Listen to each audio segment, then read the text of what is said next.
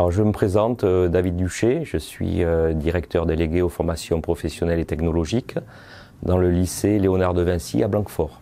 Alors le lycée des métiers Léonard de Vinci est un lycée professionnel et technologique, notamment implanté sur les métiers du bâtiment, des travaux publics, de la maintenance des engins de travaux publics et du transport routier.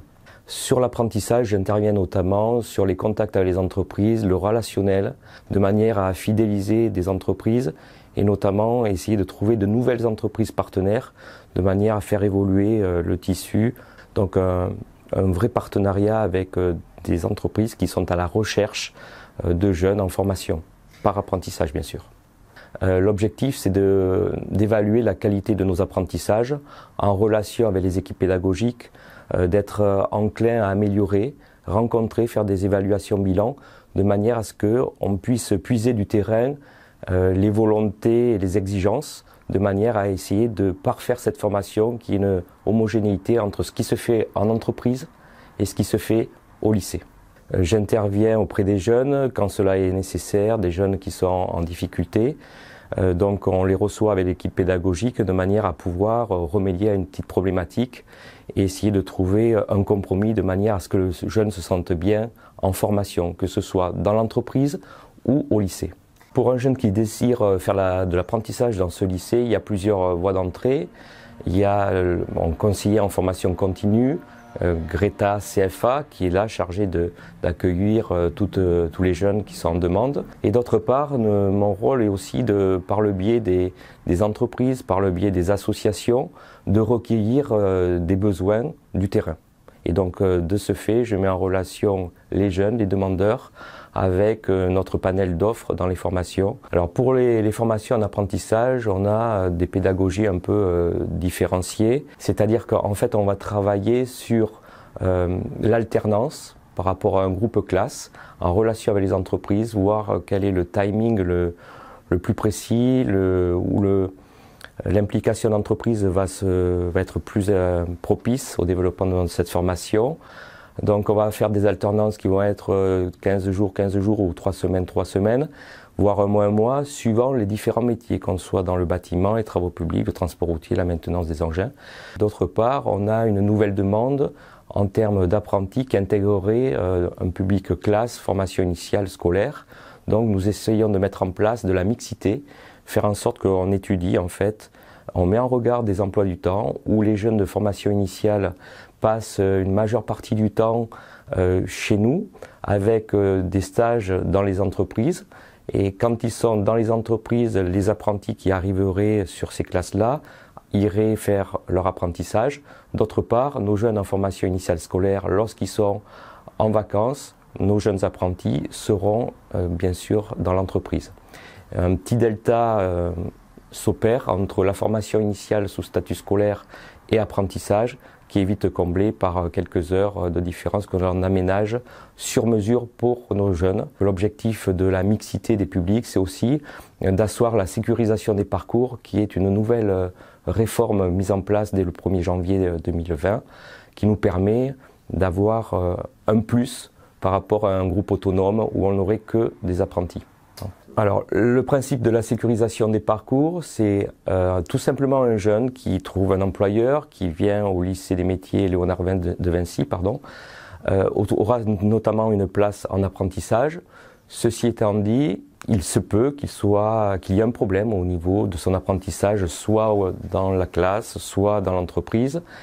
Et s'il y a un échec qui venait à poindre du côté de l'entreprise, nous pourrions l'asseoir dans une classe dite en formation initiale sous statut scolaire, c'est-à-dire qu'il rejoindrait le groupe classe normal, et le temps qu'il trouve un autre patron, ou le temps qu'il puisse s'aguerrir, se performer sur certains critères, et qu'il soit plus efficient. L'accompagnement est coordonné par notamment un professeur, qui, avec l'équipe pédagogique, essaie de repérer toutes les difficultés des jeunes qui reviendraient d'un apprentissage, de manière à pouvoir mieux analyser d'où vient la problématique et ensuite parfaire la formation, l'aider sur des points professionnels ou bien des points d'enseignement général. Et tout ça, c'est étudié en équipe pédagogique avec le coordonnateur de la spécialité. Bien sûr, l'apprentissage, c'est évidemment pour tout le monde. Tout le monde peut devenir apprenti à condition d'être motivé, de trouver un patron. Si on n'est pas motivé, il n'y a pas d'apprentissage. Le gros avantage de l'apprentissage, c'est de mettre le pied à l'étrier de suite dans l'entreprise, toutefois en ayant les compétences minimales, basiques, qui seront étudiées, enseignées au lycée Léonard de Vinci. Donc l'objectif de l'apprentissage, d'un apprentissage réussi, c'est de mettre en relation la partie enseignement pratique, théorique vue au lycée, avec le déroulement des activités pédagogiques dans l'entreprise pour évaluer ensuite les compétences, le retour d'informations du terrain. Alors il y aurait bien sûr une formation en particulier que je souhaiterais évoquer, c'est la formation bac professionnel intervention sur le patrimoine bâti en formation apprentissage, totalement apprentissage, c'est un groupe autonome qui est fermé, mais l'objectif c'est de recruter des jeunes, on a une pénurie de jeunes dans cette filière-là, et l'objectif c'est vraiment de pouvoir faire valoir un métier qui a évolué terriblement, enfin dans le bon sens du terme, avec de la partie mécanisée qui revient de plus en plus, dans toutes les phases d'acquisition des compétences, mais c'est un métier qui est noble puisqu'en fait c'est un maçon qui va travailler sur des produits neufs mais aussi anciens, qui va être sur la réparation de dommages constructifs dans le bâtiment. C'est le maçon qui va savoir travailler différentes technologies de matériaux. Ça peut aller simplement de la terre crue au torchis en passant par de la brique. Et puis c'est quelqu'un qui va savoir articuler ses compétences, je dirais, du sol, de la fondation, sur de l'ossature bois, de l'enveloppe et également sur la couverture. Donc c'est quelqu'un qui va être capable de charger sur de la pierre bordelaise un quartier de pierre défectueux qui s'est fissuré, changer sur une maison de campagne soit des moellons, soit quelques briques, du bricou. C'est quelqu'un qui va travailler sur la couverture en changeant effectivement une tuile suite à une infiltration et puis changer peut-être une partie de la ferme, c'est-à-dire une partie de la charpente, bois, qui se serait dégradée. Donc c'est quelqu'un qui est polyvalent et Dieu sait si on a besoin de personnes polyvalentes à l'heure actuelle, sachant que le vivier de petits entrepreneurs dans les races campagnes se vide à l'heure actuellement, qui recherchent désespérément des jeunes motivés pour travailler sur des métiers qui sont fabuleux et qui sont épanouissants pour nos jeunes. Pas de jeunes, une employabilité très forte. L'objectif c'est que le lycée Léonard de Vinci aille au contact des collèges.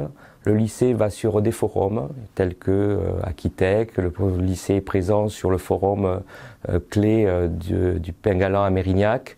Le lycée se mobilise en faisant des travaux autour des professeurs principaux de collège avec réunion de la zone d'activité pédagogique Bordeaux-Nord, de manière à pouvoir promouvoir cette formation, et de manière à pouvoir impulser une certaine dynamique auprès des jeunes. Alors je dirais, ce métier est fabuleux. Quand on veut faire quelque chose, on le peut, il faut se donner les moyens. L'idée c'est de porter des jeunes en recherche d'activités professionnelles vers les filières qui sont formatrices d'une part mais qui ont une forte employabilité d'autre part. Et ce sont des métiers qui sont épanouissants puisque comme dans le sport, si on mouille le maillot, on peut évoluer rapidement sur l'échelle de la formation, sur l'échelle des rémunérations. Et d'autre part, quand on a une pénurie de jeunes, l'idée c'est offrir à des jeunes de toute culture, de tous horizons, des métiers qui sont passionnants et qui ne sont pas forcément très bien valorisés sur la place bordelaise.